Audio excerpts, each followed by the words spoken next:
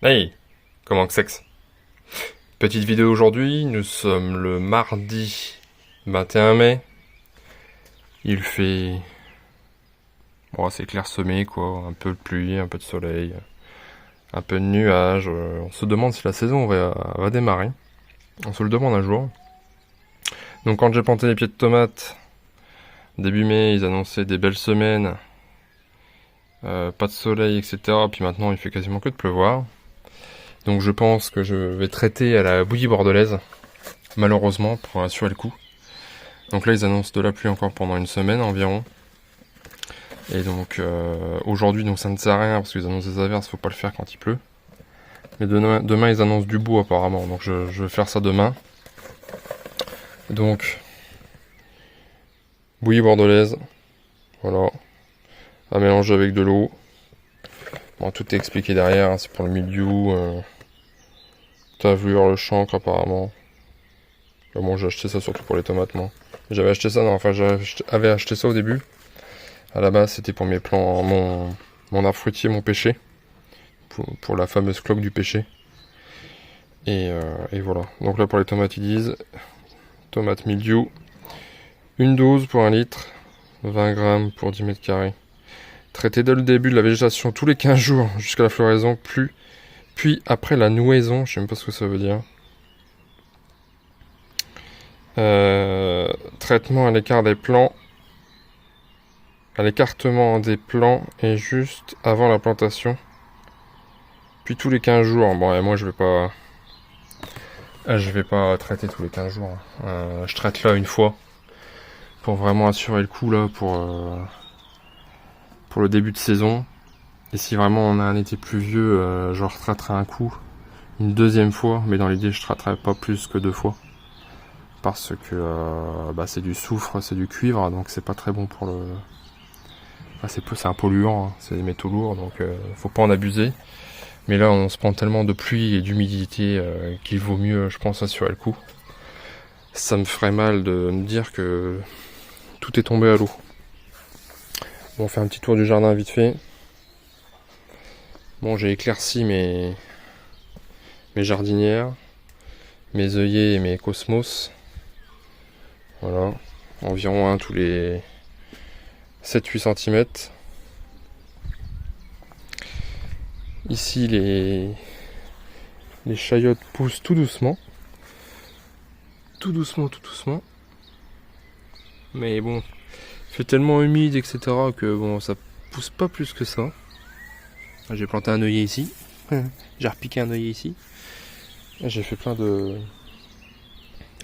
du coup, quand j'ai éclairci mes jardinières, j'ai fait plein de boutures, je vais vous montrer. Bon, j'ai mis ça ici dans la petite serre froide. Voilà, tout ce que j'ai retiré, je les ai repiqués en petits godets comme ça. Ça m'en fait une bonne dizaine d'œillets et puis de... Alors, j'ai des cosmos, mais c'est pas les cosmos. Et le restant, regardez, je l'ai mis ici. Tout ça, c'était en trop. Ah, j'ai pas tout repiqué parce que après ça fait trop. De toute manière, je peux pas tout récupérer. Je vous dis pas de bêtises, je vais regarder les variétés que j'ai prises. Donc il y a du zinnia, voilà. Il y a du rose d'Inde. Ficoïde là. Et voilà, donc c'est ficoïde, une espèce de grosse marguerite, rose d'Inde et zinnia. Voilà, on va être précis, je vais pas avoir raconté de bêtises. Et la prairie fleurie que j'ai mis devant chez moi, ça a pas l'air d'avoir bien repris. Bon, on va aller voir, tiens, tant que j'y pense. Bon, les petits fruits, les cassis là, ils sont bien en train de grossir. Regardez-moi ça. Ah, c'est pas mal là. Les groseilles, c'est pareil. Bon, il y a un petit peu de cloque, mais c'est pas grave, hein, moi je traite pas. Si je peux m'en passer, je m'en passe. Hein. Mais clairement, ça résiste. Hein. Il y a un peu de cloque, mais ça résiste. On passe pas la planche de pousser ni de fructifier, donc je ne traite pas. Par contre, pour les tomates, hein, je pense pour les jardiniers qui s'y connaissent, savent que le milieu, en 15 jours, il n'y a plus de pieds de tomates. Donc moi je vais traiter. Hein. Il y a eu tellement d'humidité et d'eau Et vous voyez, on est le 21 mai. Donc ceux qui disent fallait attendre de planter, nanani, nanana. Écoutez, fermez un peu votre caquet. Hein. On est le 21. Ils annoncent encore une semaine de pluie, quoi. Donc il faut planter quand? Faut planter au mois de juillet. À un moment donné, les plants commencent à étaler trop dans les godets, manquer de nourriture. Il faut bien planter à un moment donné. Hein. Donc j'ai planté début mai. Ils annonçaient du beau temps en plus. Ou planter là le 10 ou le 15 mai. Bref, dans tous les cas, ça aurait pris la flotte, quoi. On fait ce qu'on peut. Les petites abeilles, les petits bandons font leur boulot.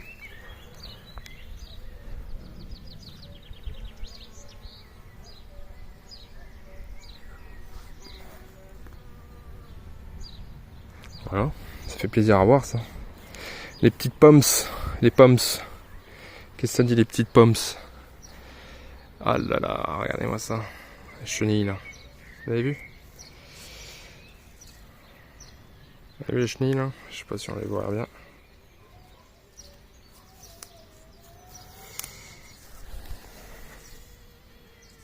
Plein de petites chenilles, je sais plus comment on appelle ça.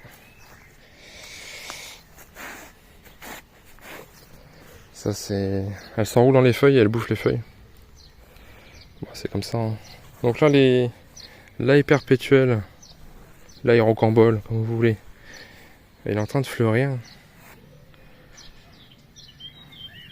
C'est marrant, hein. Ça fait des tiges comme ça. Et normalement, les petits pions d'ail vont se développer au bout. Alors, j'ai hâte de voir ça. De l'ail perpétuel. Et je sais pas si c'est moi ou je pense qu'ils ont chopé la rouille. Ouais, avec toute cette humidité, j'aurais peut-être dû traiter la bouillie bordelaise, j'en sais rien. Je sais pas. C'est tout, hein, c'est comme ça. Donc là, il y a l'éléphant, toujours aussi gros, très beau. Ici, les patates commencent à fleurir. Il commence à y avoir les boutons. Il va falloir que je les... Pas que je les repaille, mais si, que je les repaille ou que je remette de la terre. Buter les pommes de terre, voilà, c'est ça. Parce que là, il y a un coup de vent. Il y a un coup de vent, il y a tout qui tombe par terre. C'est assez fragile, hein, les pommes de terre. Donc là, dans l'idée, il faudra mettre bien 20 cm là, de terre ou de foin. Alors, le problème, c'est que le foin ou la paille, après, c'est un nid à limaces, quoi. C'est toujours ça le problème. Le chat et la souris, quoi. Ce sera sûrement du foin, parce que j'ai pas possibilité de ramener de la paille. Enfin, pas de la paille, mais de la terre.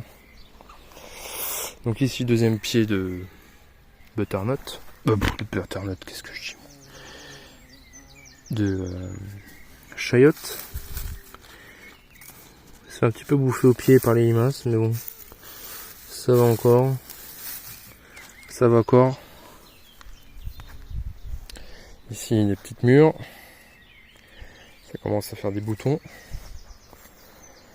Ici, j'ai refait une petite parcelle dehors là, de mon terrain. Parcelle à pommes de terre. J'ai des pommes de terre qui commencent à germer dans mon garage. J'ai dit c'est pas possible, je vais pas foutre ça à la poubelle. Donc j'ai retourné 5-6 mètres là. J'ai mis les patates là derrière. Variété Jeannette, variété un peu rose. Ça c'est du chèvrefeuille. Ça sent rien encore, mais ça sent très bon ça quand ça fleurit. C'est pas très poussif, donc c'est pas très envahissant encore. Ça fait 2-3 ans que je l'ai, je crois. Et bon, je l'ai déplacé une fois, donc il a pris un coup dans sa gueule, mais c'est pas très envahissant comme le jasmin classique ou le jasmin officinal. Très envahissant, le jasmin sent très bon, hein, mais très envahissant. La floraison dure pas longtemps aussi en plus, donc je vous conseille pas de le mettre. Mettez plutôt du chèvrefeuille. Floraison dure longtemps, pas très poussif.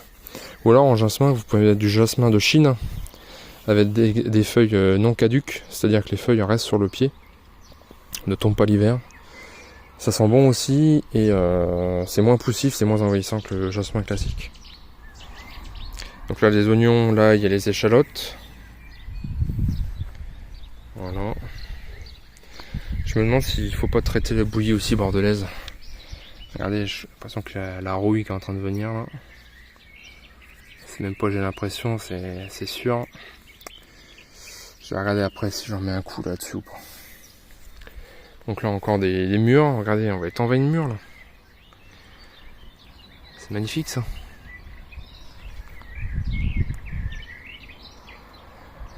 Petit raisin.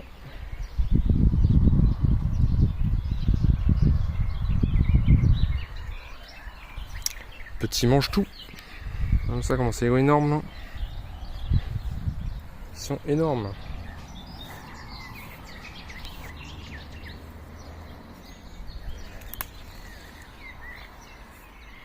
Ça, c'est du mange-tout. Le plus grand, c'est les mange-tout.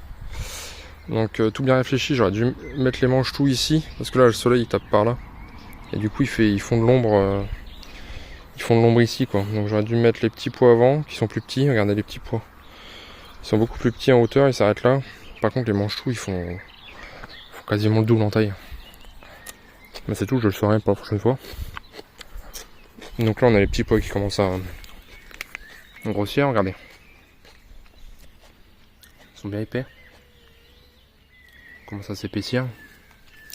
C'est bon ça. Hâte de goûter. Faire goûter aux gamins, ils vont être contents. Les cerises. Ça grossit, ça grossit. Encore des patates. Donc vous voyez, ça c'est la variété Tentation, soi-disant variété résistante au mildiou. Bon, on verra bien. Et je les ai plantés quasiment 3 semaines, un mois après les alliances qui sont là-bas. Et au niveau taille, ils sont encore plus beaux que ceux que j'ai plantés en mois de mars. Donc comme quoi, ça sert à rien de se dépêcher pour planter les patates. Plantez ça tout début avril et ça suffira bien. Voilà. Ça sert à rien de se presser. Tout vient à point.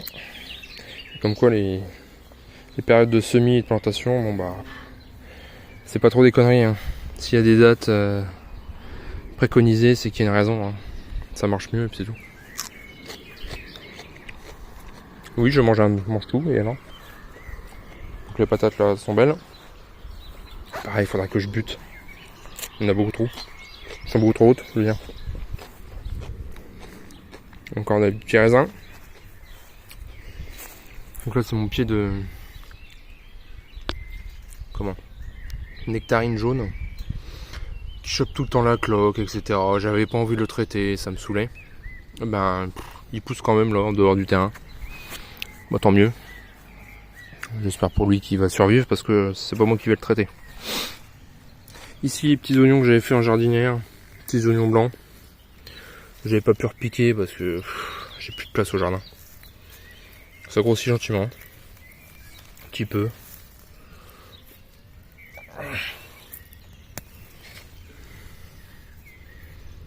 Dans l'idée ça devient gros comme mon pouce quoi.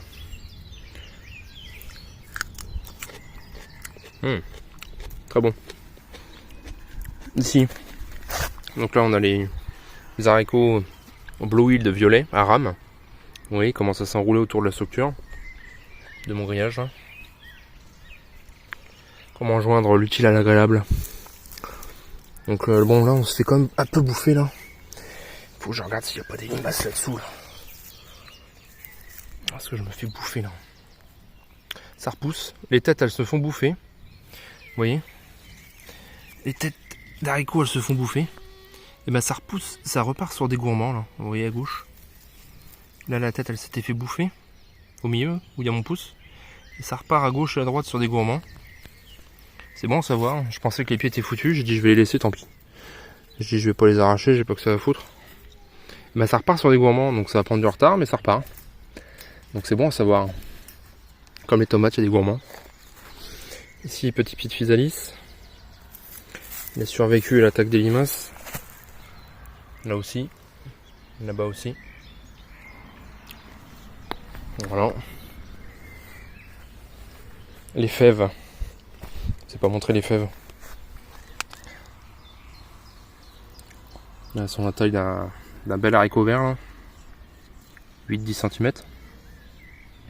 J'ai hâte. Non. Encore un peu de mange tout. Il faut que je fasse une petite récolte d'ailleurs, parce que là, il y en a quelques-uns. Alors c'est ça les mange-choux. Le problème c'est que La récolte vient au fur et à mesure, donc il faut venir quasiment tous les 2-3 jours récolter. Et à chaque fois, bon bah moi j'en ai pas fait beaucoup là, typiquement. Mais ça fait pas beaucoup à chaque fois et faut récolter, c'est pas évident. Hein, quand on regarde comme ça, pour les trouver, c'est pas évident. Mais qu'est-ce que c'est bon, même à manger comme ça. Vous prenez ça, vous mangez ça à l'apéro. Sans plus ni moins. Sans fioriture. Très bon. Donc là c'est un deuxième semis de fèves en godet que j'avais repiqué. Donc il doit avoir 2-3 semaines d'écart avec les autres que je vous ai montré. Ici c'est le kaki chocolatino qu'on avait planté ensemble il y a 2 mois je crois. Et il repart bien. Il repart bien, je suis content. Voilà. Il vient en direct d'Italie. Voilà. J'ai hâte de voir. Je suis pas sûr qu'il me donne des fruits cette année, mais j'aimerais bien goûter un cette année quand même. Un gros lard, pas ce que bouffer. Le gras c'est la vie. Il n'y a pas de gras dans le jardin. Donc j'ai replanté des plants de dernière minute. Ici. La tomate tigre est là, souvenez-vous, c'est un pied qui a été cassé, que j'avais perdu suite à l'envol de ma première serre. Du coup j'avais fait un semis de dernière minute, je sais plus quand est-ce que j'ai semé ça vraiment. Ça devait être début avril peut-être. Je sais plus exactement, je peux plus vous dire, peut-être mi-avril. Et comment? Regardez, il fait 20 cm, pas 20 cm, allez. Une dizaine de centimètres, mais il va vite rattraper les autres. Ici, donc un pied de tomate cerise. Là-bas, tomate carotina. Pareil, dernière minute. Il était un peu petit, mais j'ai dit allez. J'étais pour tout planter, les derniers pieds de tomate, j'ai dit allez, je le plante quand même.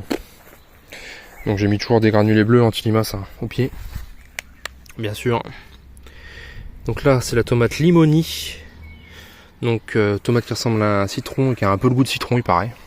Comme la carotina, tomate orange qui aura un peu le goût de carotte.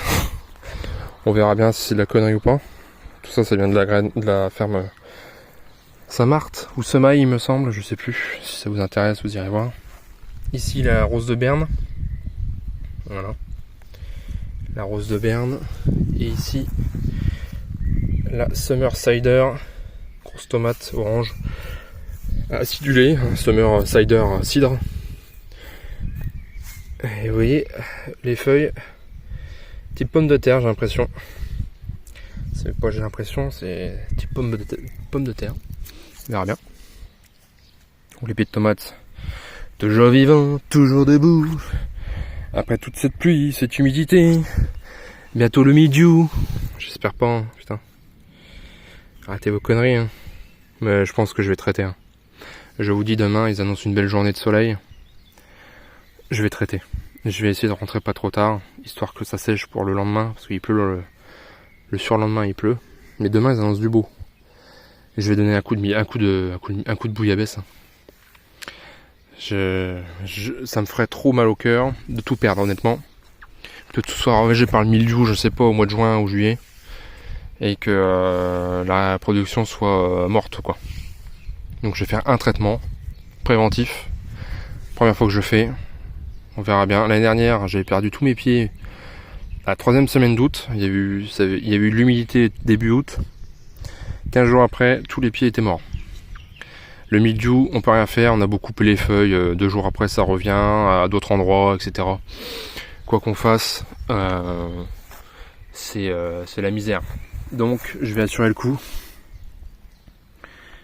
Regardez ça, toutes les grappes là-dessus. Donc là-dessus, il y avait une tête de chat, vous souvenez-vous, sur la vorgienne. J'avais coupé ici, au bout de mon doigt.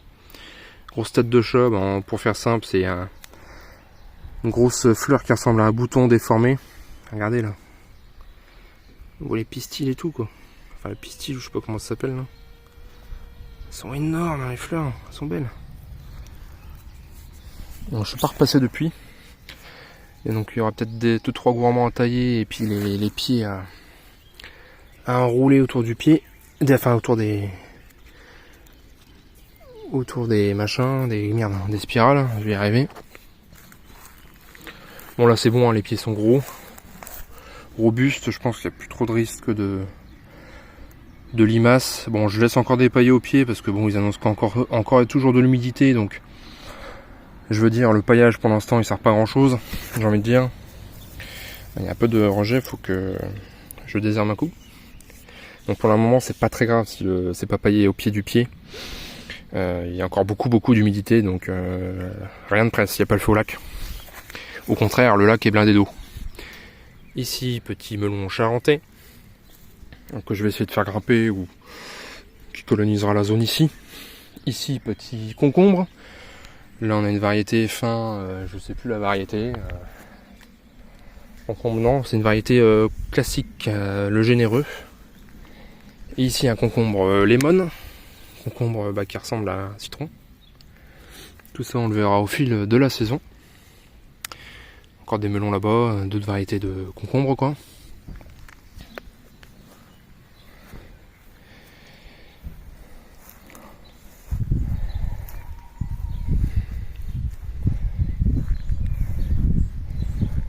À l'intérieur de la serre.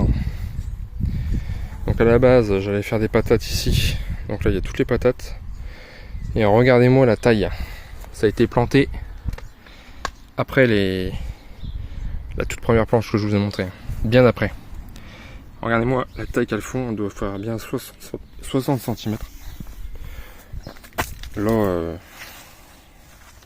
truc de ouf. Dans la serre, qu'est-ce que ça dit dans la serre?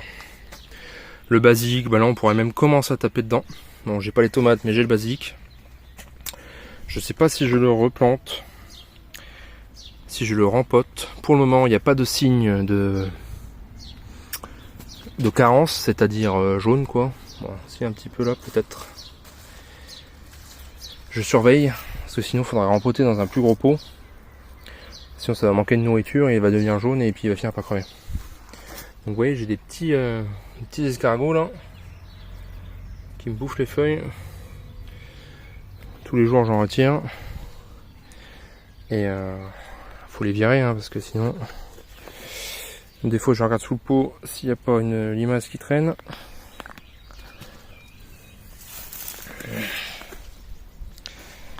Petits escargots, on va les jeter aux poules, elles aiment bien les petits escargots. Un petit peu de...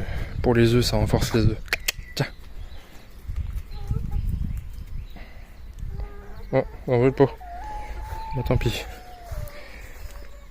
Voilà, ensuite. Donc on a les beaux pieds de poivron et de piment. Regardez-moi ça. Ça, c'est en fleurs. Ça pousse bien là.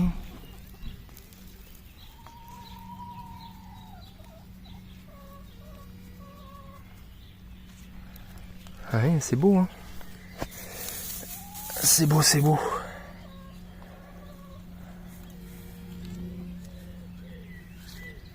Donc toutes les variétés aussi, il y a plein de variétés différentes, chocolat, donc précoce, variété Lésia, variété des pays de l'Est, piment tabasco ici, poivron, donc Lésia des pays de l'Est, je viens de le dire, poivron jaune corne de taureau, poivron long doux des Landes, on a aussi des jalapenos Ruben, truc espagnol à mi-chemin entre le poivron et le piment.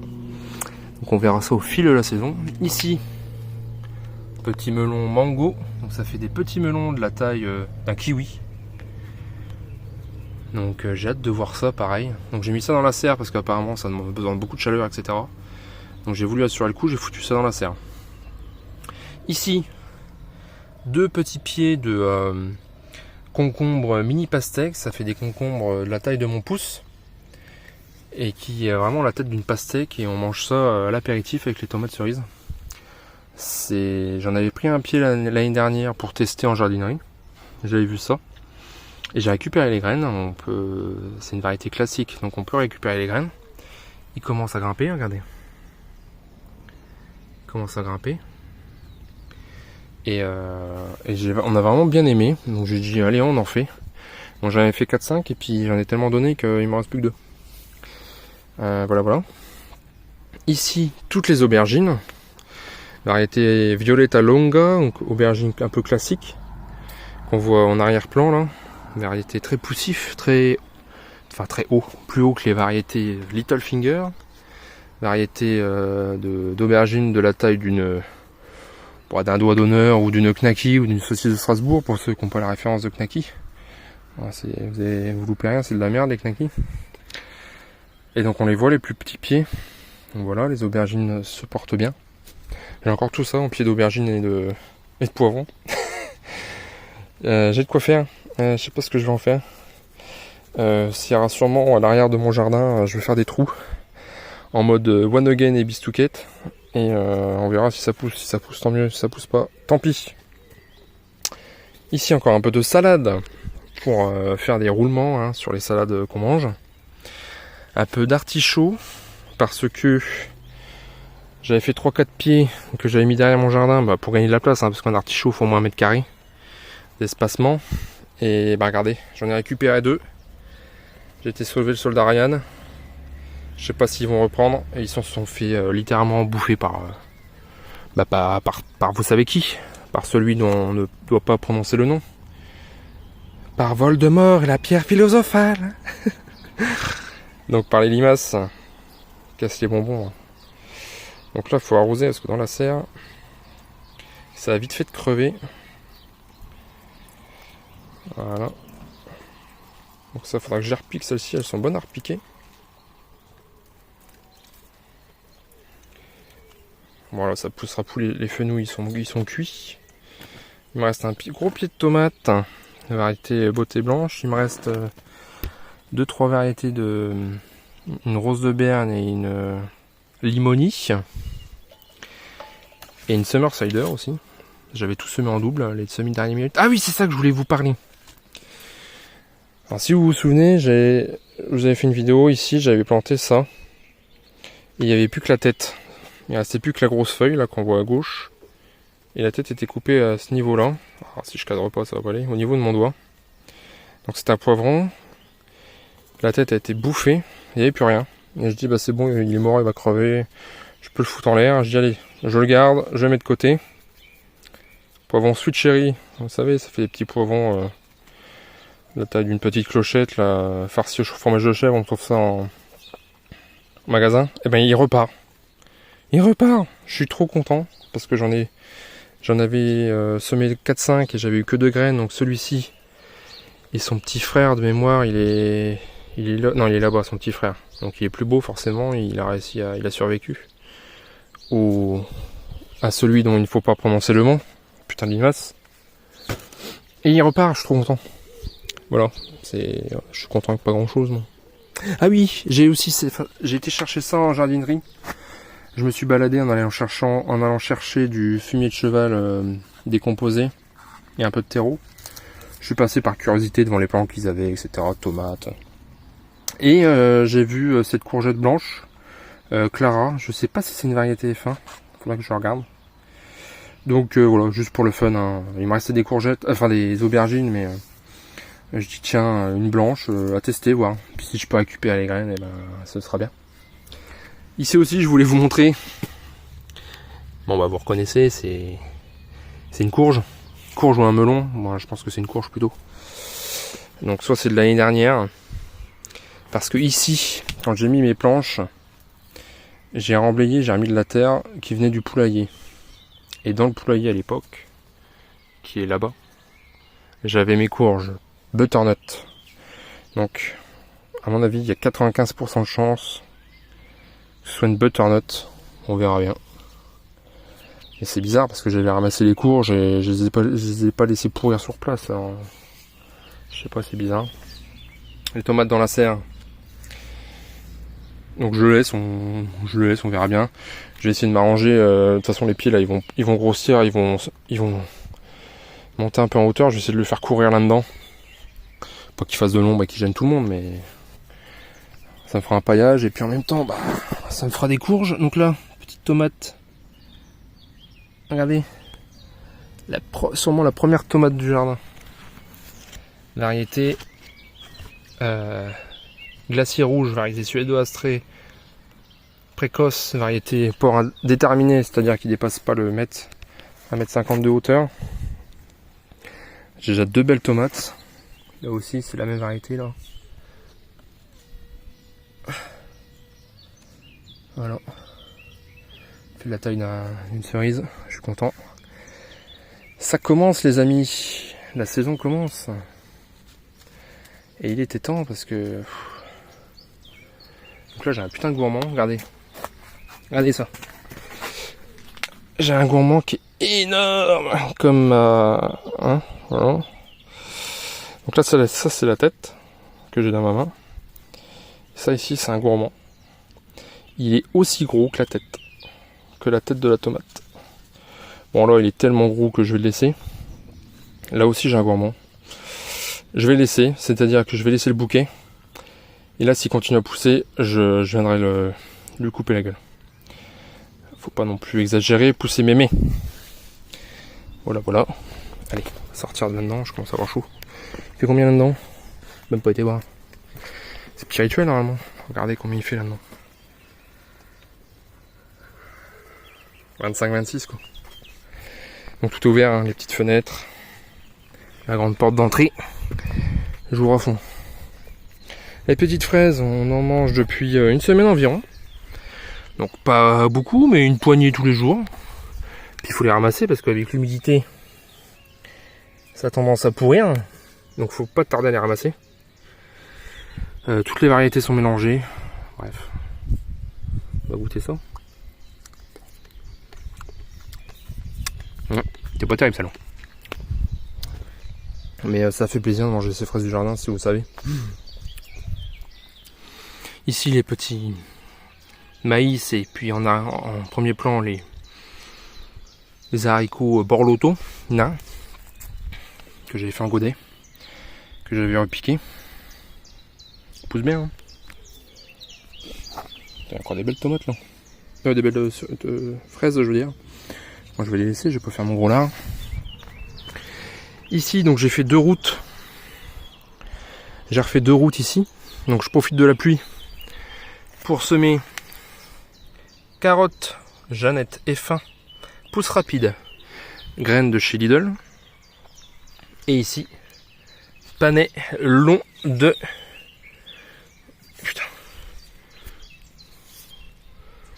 Panais demi-long de Guerzne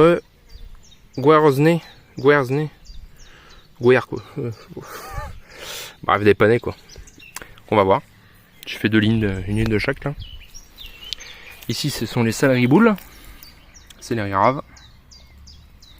Voilà voilà. Ici, donc j'ai replanté il n'y a pas longtemps la courge de Siam qui avait eu du mal à démarrer. C'est une courge qui est toute seule dans sa famille Ficifolia. Ah, vous savez, les butternuts c'est Mochata, potiron c'est Maxima, spaghetti et puis d'autres c'est Peppo, courgette c'est Peppo. Je vois qu'il y a plein de fourmis, il doit y avoir une colonie là.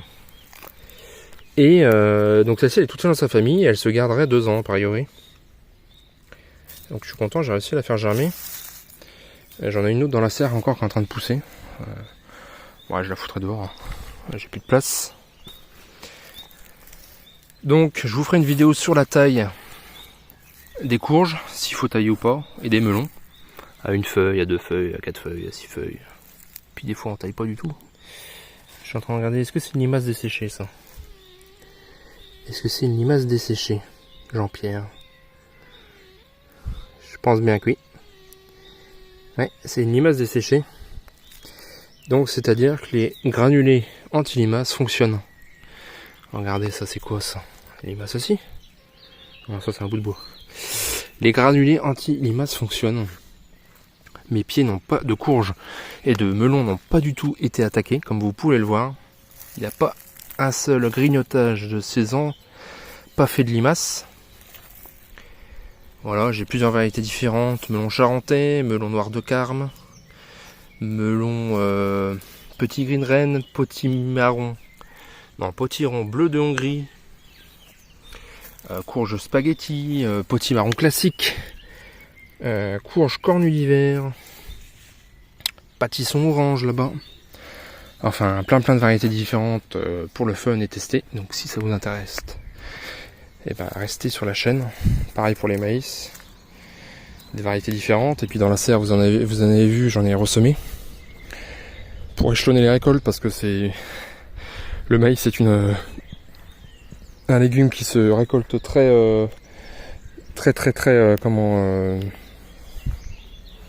la période de récolte est très courte. Quand il est mûr, vous avez une semaine pour le manger, sinon ça devient dur. Et puis voilà. Qu'est-ce que ça fait là, ça? Ah bah non, c'est du propre. Enfin bref. Et puis voilà, donc les tomates, les salades n'ont jamais été aussi belles. Regardez-moi ça, avec l'humidité et un peu de chaleur, elles sont énormes. Côté de ma main, donc ça c'est la variété rouge de Grenoble, elle marche très très bien, je vous la recommande.